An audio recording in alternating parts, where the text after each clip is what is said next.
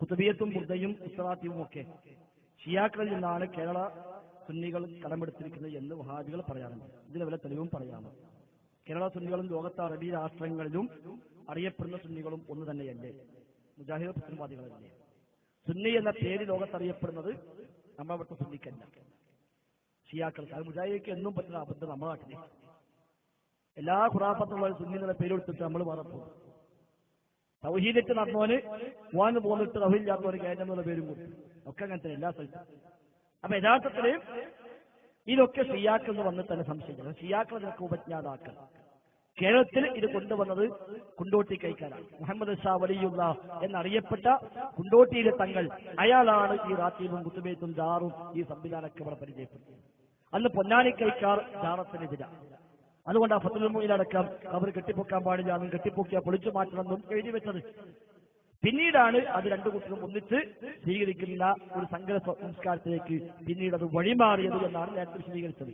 മാത്രമല്ല, ഈ കുത്തുബിയത്ത് റാത്തീബ് തുടങ്ങിയ ഏത് സംഗതി എടുത്താലും അവിടെയൊക്കെ ഈ ഷിയാക്കൾ കൊണ്ടുവന്ന അതേ വിശ്വാസങ്ങൾ, അതേ ധാരണകൾ അവിടെ പരിചയപ്പെടുന്നതായി കാണാൻ കഴിയുന്നു. എല്ലാം അലിയിലേക്ക് ഒട്ടുമിക്ക ഈ ഖുറാഫാത്തുമായി നടക്കുന്ന സംഘന്മാരൊക്കെ പേരിന്റെ കൂടെ അലിയിലുണ്ടാവും. അലിയില്ലാത്തൊരു പേര് നമ്മൾ കാണില്ല. അലി അല്ലെങ്കിൽ അലവി അത് ഇടാൻ പാടില്ല എന്നല്ല പറയുന്നത്. പക്ഷേ അതൊക്കെ അതിന്റെ ഒരു സൂചനയാണ് എന്ന് മനസ്സിലാക്കാൻ പ്രയാസമൊന്നുമില്ല. കുറച്ചും കൂടി ഊക്കൂടുമ്പോൾ അതിന്റെ കൂടെ അലിന്റെ കൂടെ ഷിഹാബും കൂടി കൂട്ടും. ഷിഹാബ് തീക്കൊള്ളീന, അലി ഷിഹാബ് അലി അലി തീക്കൊള്ളീന. ആ പേരൊക്കെ അവിടുന്ന് വന്നതാണ് എന്ന് മനസ്സിലാക്കാൻ പ്രയാസമൊന്നുമില്ല.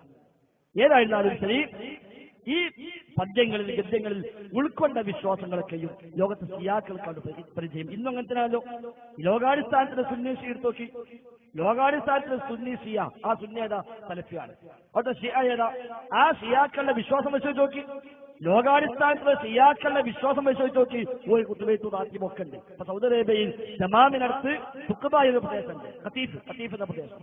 ആ ഖതീഫ് ഷിയാക്കളുടെ ഏരിയയാണ്. ഖതീഫിന് പോയി പെട്ടത് സുന്നി മുജാഹിദാവും. കാരണം എന്താ? അവിടെ നോക്കിയ ഷിയാക്കളെ പള്ളിയിൽ പോയി അവിടെ കുത്തുറാത്തീബുണ്ട്, അവിടെ കുത്തുബൈത്തുണ്ട്, അവിടെ ഈ പറയപ്പെട്ട എല്ലാ സംഗതിയും. ദമാമിലെ ഖതീഫിൽ ചെന്നാൽ ഷിയാ പള്ളിയുണ്ട്.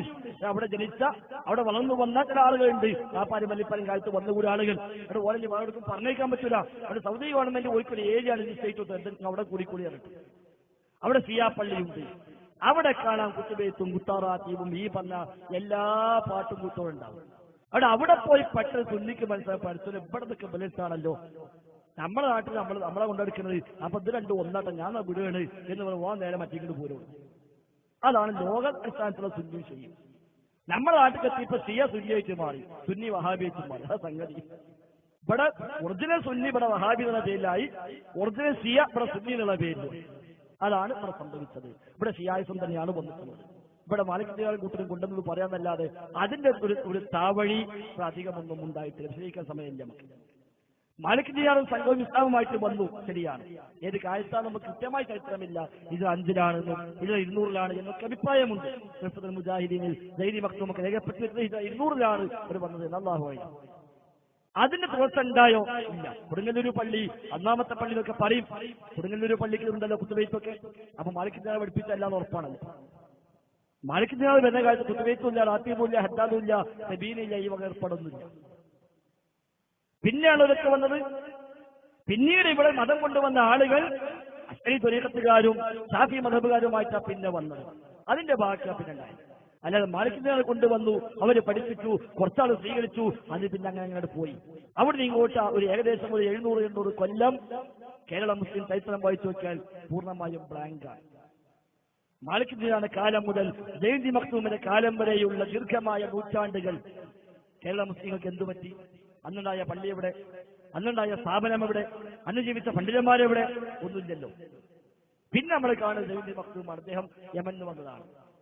അദ്ദേഹം വന്നപ്പോ ശാഫി മദ്ഹബുകാരനായിരുന്നു, അശ്അരി ത്വരീഖത്തുകാരനായിരുന്നു. അതുകൊണ്ട് ഇവിടെ ശാഫി മദ്ഹബായി, അശ്അരി ത്വരീഖത്തായി. പിന്നെ വന്നതൊക്കെ ആ വഴിക്കാ സ്വീകരിച്ചു. അതല്ലാതെ മാലിക് ജിയാർ സംഘവും വന്ന് പഠിപ്പിച്ച മതം അത് അങ്ങനെ തന്നെ കൈവഴിയായി പോകുന്നതല്ല.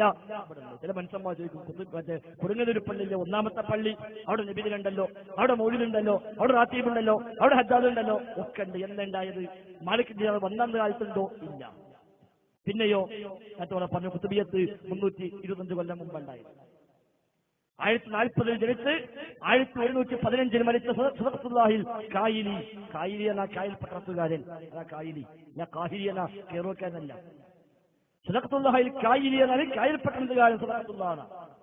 അയാൾ മരിച്ചത് 325 കൊല്ലമായിട്ടുണ്ട്. 322 കൊല്ലം. ഇപ്പൊ 1937. അവിടെ നിങ്ങളുടെ കുത്തുബിയത്തുണ്ടായത്. ഹദ്ദാദ് ഉണ്ടാക്കിയത് ഹദ്ദാദ് എന്ന് പറഞ്ഞ കാര്യമാണ്. ബുർദുണ്ടാക്കിയത് ബൂസ്വരി എന്ന് പറഞ്ഞ ഒരാളാണ്. ഞാരിയാസാത്ത് ഉണ്ടാക്കിയത് ഇബ്രാഹിം നാസിയാണ്.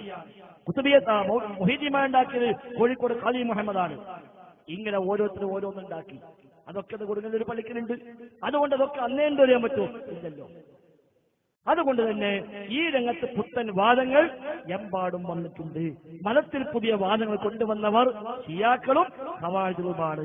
ഖവാരിജുകൾ കൊണ്ടുവന്നത് തീവ്രവാദത്തിന്റെ ശൈലിയാണെങ്കിൽ ഷിയാക്കൾ കൊണ്ടുവന്നത് അന്ധവിശ്വാസങ്ങളുടെ ശൈലിയാണ്. രണ്ടു നിലയ്ക്ക് ഇസ്ലാമിനെ മുസ്ലിമീങ്ങളെ നശിപ്പിക്കാൻ ജൂതന്മാർ പ്ലാൻ ഇട്ടു.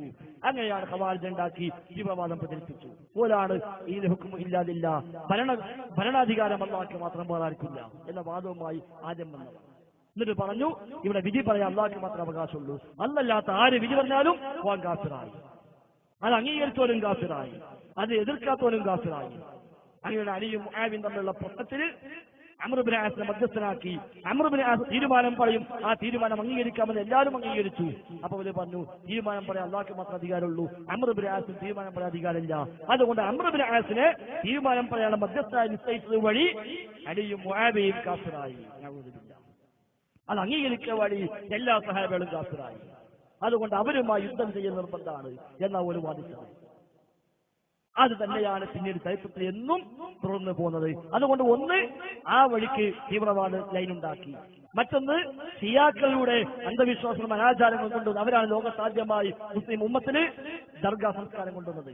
അല്ലാഹു റസൂലിന് ജാറമില്ല, സഹാബിമാർക്ക് ജാറമില്ല, താബിഈങ്ങൾക്ക് ജാറമില്ല, അവരുടെ ഒന്നും കാലഘട്ടത്തിൽ ജാറമുണ്ടായിട്ടില്ല. ഹിജ്റ 4-ാം നൂറ്റാണ്ടിൽ 300കളിൽ ഷിയാക്കൾ ഇറാഖിൽ ഹുസൈൻ ബിൻ അലിയുടെ പേരിൽ ആദ്യമായി ജാറമുണ്ടാക്കി. അതാ ലോക ചരിത്രത്തിലെ ഒന്നാമത്തെ ജാറം. ഹിജ്റ 300കളിൽ ഷിയാക്കൾ ഇറാഖിൽ ഹുസൈൻ ബിൻ അലിയുടെ പേരിൽ ജാറമുണ്ടാക്കി. അതാ ഫസ്റ്റ് ജാറം. അതിന് മുമ്പ് അറിയപ്പെട്ട ജാറമില്ല. അവിടെ ഇങ്ങോട്ടാണ് ജാറുണ്ടായി വന്നത്. ചില മുസ്ലിയാക്കന്മാർ ഇപ്പൊ ചിന്തിക്കുന്നുണ്ടാവും, ഷാഫി ഇമാമിന്റെ ഖബറിന് വലിയ കുബ്ബുണ്ടല്ലോ, ഷാഫി ഇമാം 204 മരിച്ചത്. ഇമാം ഷാഫി മരിച്ചത് 204 കുബ്ബയുണ്ടായത് 650. മരിച്ചത് 204, കുബ്ബയുണ്ടായത് 650. ഇന്നലെ കുബ്ബുണ്ടായപ്പോ ഷാഫി മദ്ഹബിലെ പണ്ഡിതന്മാർ ഫത്വ കൊടുത്തു, പൊളിച്ചു കളയണം. وقد افتى جماعة من علماء الشافعية بهدم قبة الإمام الشافعي وإن صرف عليها ألوف من الدنانير لكونها في المسبلة. പൊതു ഖബർസ്ഥാൻ ഉണ്ടാക്കിയ കുബ്ബ നിർബന്ധമായും പൊളിച്ചു മാറ്റേണ്ടതാണ് എന്ന് ഷാഫി മദ്ഹബിലെ പ്രഗത്ഭരായ പണ്ഡിതന്മാർ ഫത്വ നൽകിയെന്ന് ഇബ്നു ഹജർ ഹൈതമിയുടെ ഫതാവൽ കുബ്രയിൽ കാണുന്നു.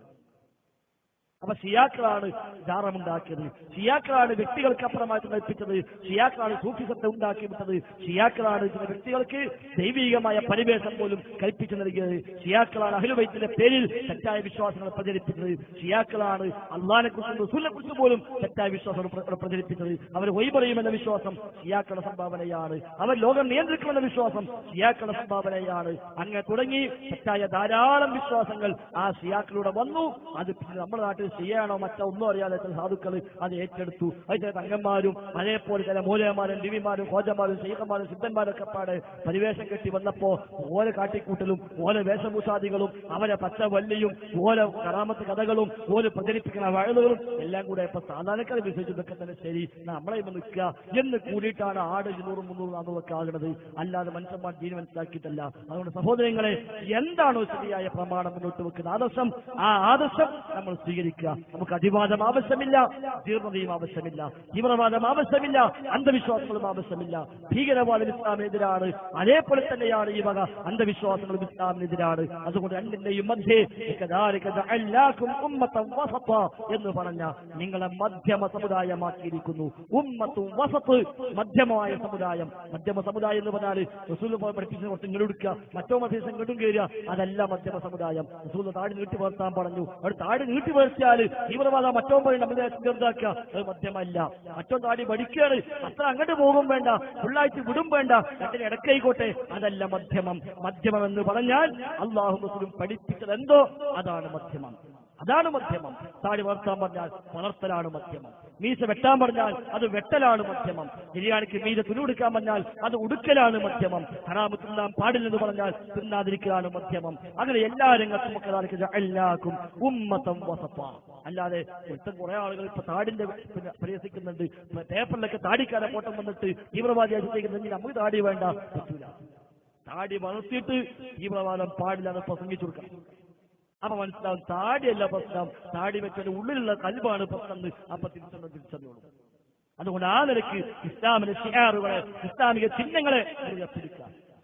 ഇസ്ലാമിക വേദികളിൽ പ്രസംഗിച്ചിരുന്ന മനുഷ്യന്മാര് പോലും അവസാനമൊക്കെ എഴുതി കൂട്ടിയത് വൃത്തികെട്ട താടി, വൃത്തികെട്ട താടി എന്നുവരെ എഴുതി വെക്കുന്നിടത്തേക്ക് വിചിന്തനമടക്കം എത്തിയെങ്കിൽ നാം അവിടെ ഒന്നുകൂടെ വിചിന്തനം ചെയ്യേണ്ടതുണ്ട് എന്നാണ് മനസ്സിലാക്കേണ്ടത്. അതുകൊണ്ട് ആ നിലയ്ക്ക് എന്താണോ ശരിയായ പ്രമാണം മുന്നോട്ട് വെക്കുന്ന ആദർശമെങ്കിൽ ആ ആദർശത്തെ അതേപടി ഏറ്റെടുക്കുകയും അത് ജീവിതത്തിൽ പാലിക്കുകയും അത് ഒരാളുടെയും മുഖം നോക്കാതെ നാം പ്രഖ്യാപിക്കുകയും അത് സ്വീകരിച്ചതിന്റെ പേരിൽ വീട്ടുമ്പോൾ അറസ്റ്റ് ചെയ്താൽ ഇതെന്തില്ല കൂലിട്ടല്ലാണ്ട് അല്ലാതെന്താ നമ്മളെത്തും തെറ്റില്ല കുറ്റമില്ല വീട്ടം വളരെ കൊണ്ട് ജയിലിട്ടു നല്ല വേജാറുണ്ട്. ഷെയ്ഖ് സാഹിബിൻ തൈമിയും അതേപോലെ ഇമാം അഹമ്മദും ഇവന് കയ്യും ഒക്കെ സ്വീകരിച്ചത് കട്ടിട്ടും തീവ്രവാദത്തിലൊന്നുമില്ലല്ലോ. അത് റബ്ബിന്റെ വിധി അത്രയായിരിക്കാം. അതിനപ്പുറത്തുള്ള ആശങ്കയൊന്നും ആ രംഗത്ത് ആവശ്യമില്ല. അതുകൊണ്ട് എന്താണോ ഇസ്ലാം മുന്നോട്ട് വെക്കുന്ന നയം, ആ നയം വളച്ചുകെട്ടില്ലാതെ നമ്മുടെ വക ഒന്നും കൂട്ടാതെ നമ്മുടെ വക ഒന്നും കുറക്കാതെ ഇസ്ലാമിന്റെ സുന്ദരമായ മുഖം കൃത്യമായി പറഞ്ഞാൽ ഇവിടുത്തെ എല്ലാ മനുഷ്യരും RSSകാരനടക്കം ഇതാണോ ഇസ്ലാം എങ്കിൽ ആ ഇസ്ലാം ആവശ്യമുണ്ട് എന്ന് പറയുമെന്ന കാര്യത്തിൽ സംശയമൊന്നുമില്ല. സുജീബ് പറഞ്ഞതുപോലെ അബൂബക്കർ താങ്കളെപ്പോൾ ആളുകൾ ഈ നാട്ടിൽ നിന്ന് പോകാൻ പാടില്ല, അവരെ പറഞ്ഞയക്കാനും പാടില്ല എന്ന് പറഞ്ഞ ആ പറച്ചില് ശരിയായ ഇസ്ലാം നാം ജീവിതത്തിൽ പാലിക്കുകയും ആ ഇസ്ലാമിലേക്ക് ഞങ്ങൾ ക്ഷണിക്കുകയും ചെയ്യുമ്പോൾ സ്വാഭാവികമായി ഈ നാട്ടിലെ BHPക്കാരനും RSSകാരനും ഒരേ സ്വരത്തിൽ പറയും ഈ ഇസ്ലാമാണെങ്കിൽ അതിവിടെ ആവശ്യമുണ്ട് എന്ന് പറയും. അല്ലാതെ NDFകാരന്റെയും പോപ്പുലർ ഫ്രണ്ടുകാരന്റെയും അതേപോലെ സിമിയുടെയും ISSന്റെയും ഒക്കെയുള്ള ഇസ്ലാമാണെങ്കിൽ അത് സ്വീകരിക്കാൻ ഒരാളെയും കിട്ടില്ല എന്ന കാര്യത്തിൽ സംശയവുമില്ല. അതുകൊണ്ട് ശരിയായ ഹക്കിനെ, ശരിയായ ആദർശത്തെ ശരിയായ രൂപത്തിൽ ഉൾക്കൊള്ളാനും ജീവിതത്തിൽ പാലിക്കാനും പ്രാവർത്തികമാക്കാനും നാം പരിശ്രമിക്കുക. റഹ്മാനായ റബ്ബ് നമുക്ക് എല്ലാ മതത്തിലുള്ള തൗഫീഖ് പ്രദാനം ചെയ്യുമാറാവട്ടെ. ഭൂരിപക്ഷ ന്യൂനപക്ഷ തീവ്രവാദങ്ങളിൽ നിന്ന് അല്ലാഹു തആല നമ്മുടെ രാജ്യത്തെ രക്ഷപ്പെടുത്തുമാറാവട്ടെ. മുസ്ലിം ഉമ്മത്തിലെ മുഴുവൻ ആളുകളും ഈ തീവ്രവാദ ചിന്തക്കെതിരായി പ്രവർത്തിക്കുമ്പോഴും ഒറ്റപ്പെട്ടവരാണെങ്കിലും ആ വഴിക്ക് ചിന്തിക്കുന്നതിൽ നിന്ന് അല്ലാഹു തആല അവരെ കാത്തുരക്ഷിക്കുമാറാവട്ടെ. അല്ലാഹുമ്മ റബ്ബനാ ആതിനാ ഫിദ്ദുനിയ ഹസന വഫിൽ ആഖിറതി ഹസന വഖിനാ അദാബന്നാർ. റബ്ബനാ തഖബ്ബൽ മിന്നാ റബ്ബനാ തഖബ്ബൽ മിന്നാ റബ്ബനാ തഖബ്ബൽ منا إنك أنت السميع العليم وتب علينا إنك أنت التواب الرحيم. وصلى الله وسلم على محمد وآله وصحبه أجمعين والحمد لله رب العالمين. السلام عليكم ورحمة الله وبركاته.